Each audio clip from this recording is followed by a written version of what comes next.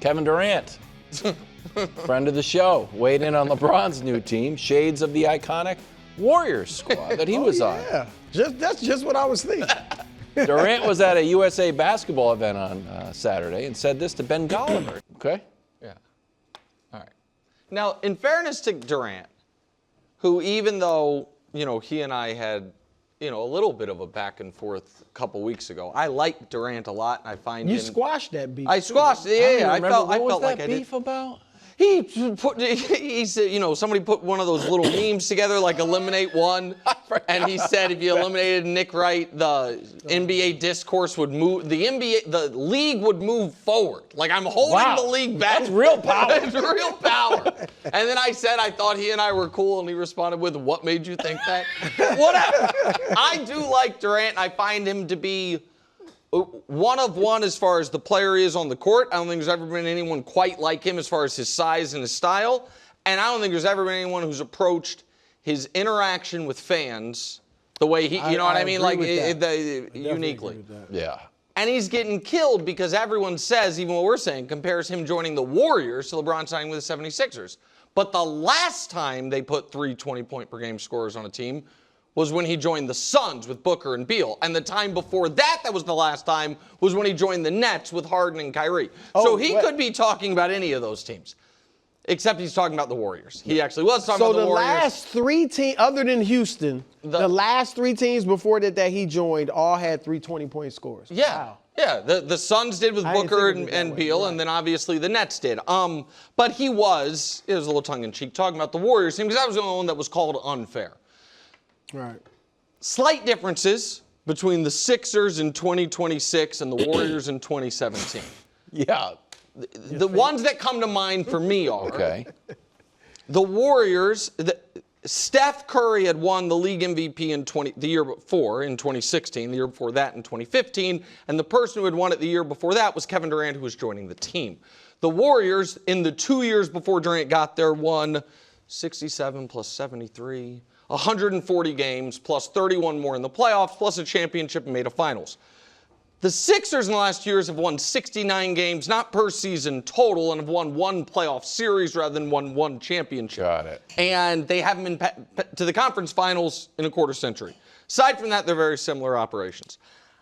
I think it is an absurdity to act like, that LeBron, as great as I believe LeBron is at the level in 2026 that Kevin Durant was in 2017.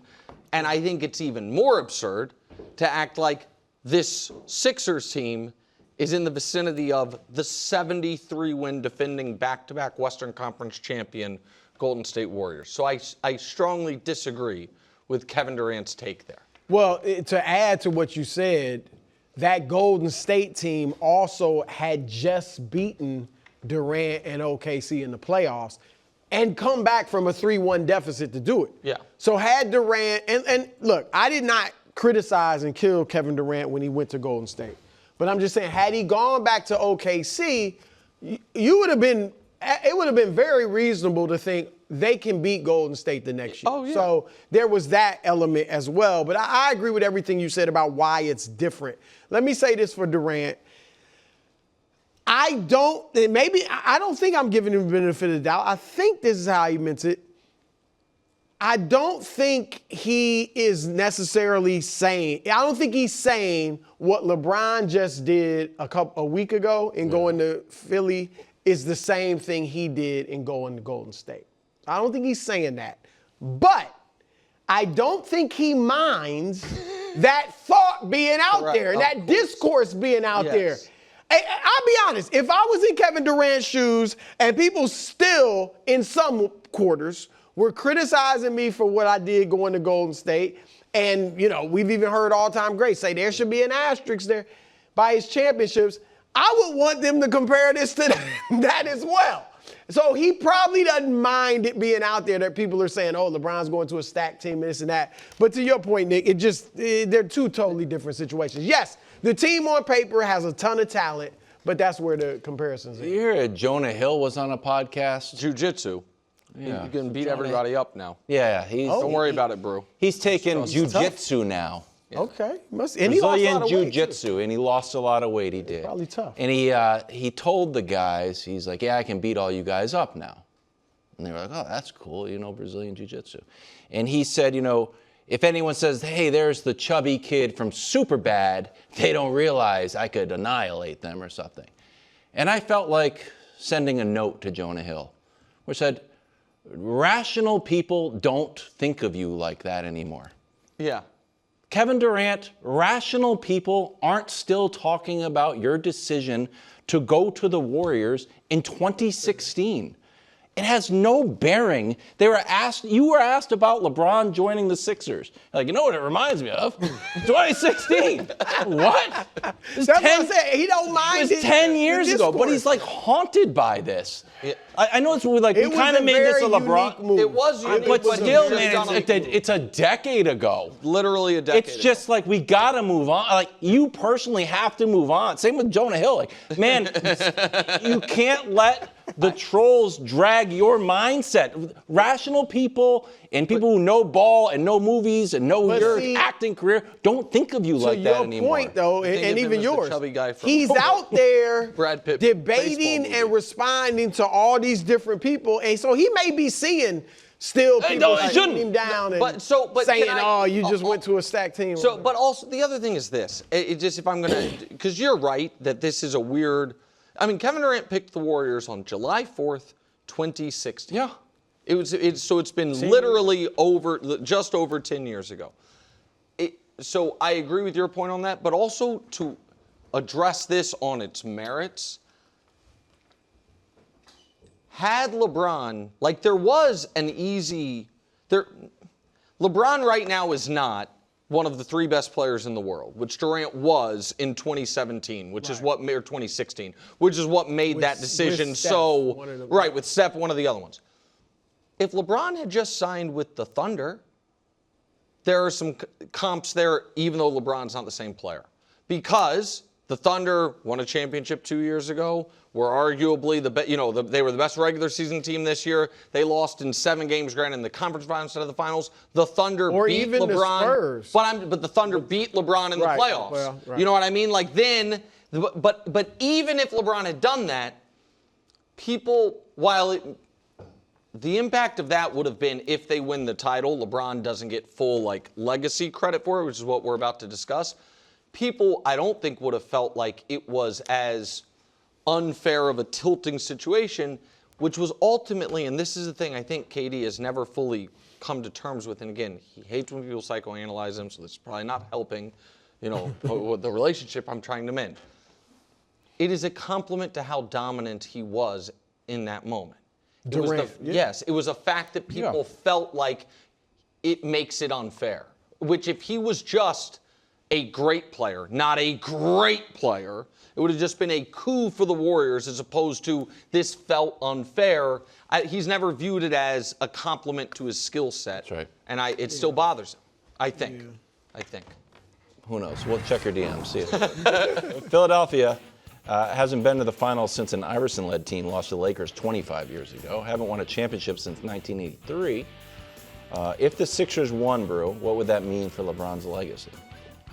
As I said, legacy, right? For LeBron at this point, it's just convincing more people he's the GOAT. Everything else, he's done, right? On both sides of this debate, Jordan, LeBron, it feels like most people are just dug in and they're not changing. Whether you're on LeBron's side, Jordan's side, you're not changing. I believe Jordan's the GOAT. I believe LeBron's second. I'm not saying it would be impossible for me to change. I think kind of what LeBron would have to do for me might be a little unrealistic at this point, but I'm open who knows what could happen. But I will say this, Nick, if he becomes the first player to lead a fourth team to a championship or even win a championship with 4 teams at 42 years old, I do think he will convince a significant number of Jordan, people that are on the Jordan side, that he is the GOAT. I don't know if it'll tip. I think right now it feels like Jordan has more people saying he's the GOAT. I don't know if it would tip the scales to LeBron, but I think he'd get a significant number of those Jordan people, and it would be much closer In some people's, Yeah. So yeah, I think that's what he could do if he wins this. Because it's just, his longevity is obviously unprecedented. Winning it with a fourth team as still a top player would be, unprecedented. So yeah, I think he would sway some more people in that debate. So I think because I have a question for you at the end. I think he would sway less people than we think. Really? Yeah, for a couple reasons. One is you said, and I agree with you, that most people, and I hear a lot of people say this, no, Jordan folks are in the Jordan camp, LeBron folks are in LeBron camp, and neither one's moving. And I always hear that, and I'm like, well, if that's true, that really only makes sense in one direction. It doesn't make any sense, I think we would all agree, that if you thought LeBron was the GOAT 5 years ago, and you're like, you know what, I've now switched. Like, he's gone backwards. Right. Like, it would make sense that the guy who's still playing is the only one who can gain. Yes. You know what I mean? Like, it would. So, once LeBron has won someone over, as long as he's still playing, his numbers should only rise. Right. And at least a few people would be falling off from the guy who isn't playing anymore. That just logically, to me, makes sense. I agree with that. The reason I think the fourth team was, I vividly remember when Kawhi went to the Clippers and people were like, he can become the first guy to win Finals MVP for 3 franchises. We think he will. It is such it's unfathomable that someone could do it. And that year LeBron did it. And I don't even think anyone's ever mentioned it since. Like, he's the only guy with 3 Finals MVPs for 3 franchises. If someone's entire, argument of because I agree with you, the only thing left on the legacy thing is to become closer to the majority, if not the majority opinion GOAT. If people are basing that off just whose peak was higher, like you and I disagree on this. You think Jordan's peak was higher, I think LeBron's peak was higher. That's fine. That's a legitimate argument, I believe. But whatever. That die is cast. LeBron's peak is not going to change at all in the rest of his career. Yeah. Like the peak, whose peak was higher, that debate is cast. If people's argument is, it's not just the 6 rings. It's 6 rings in such a short, in a relatively short career. That die is cast. Like, LeBron could win back-to-back in Philly. It's like, all right, well, that's 6 and 25. Jordan had 6 and 15 or whatever. If the argument is he never lost in the final round, well, that die's been cast for 20 years almost. So it feels to me like those are I don't want to say the only, the vast majority of the arguments I hear, 1 or 2 or 3 of those for Jordan, LeBron can't change those. Like those arguments are settled law at this point in people's heads, whatever side you're on.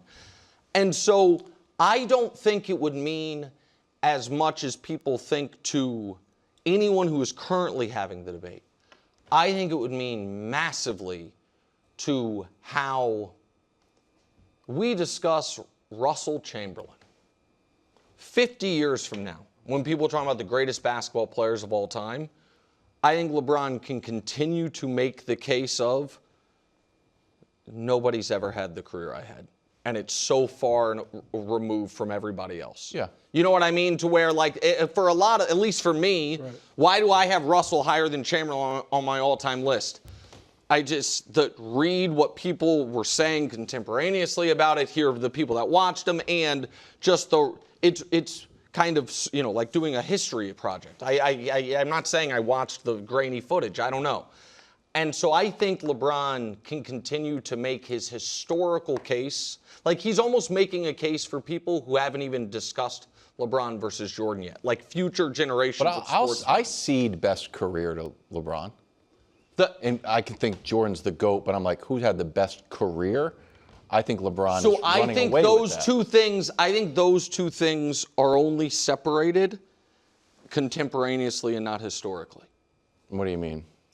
I think that if someone in 1968 was like, well, obviously Russell had the better career than Wilt. Like, there's no question he had the better career. But Wilt was a better player.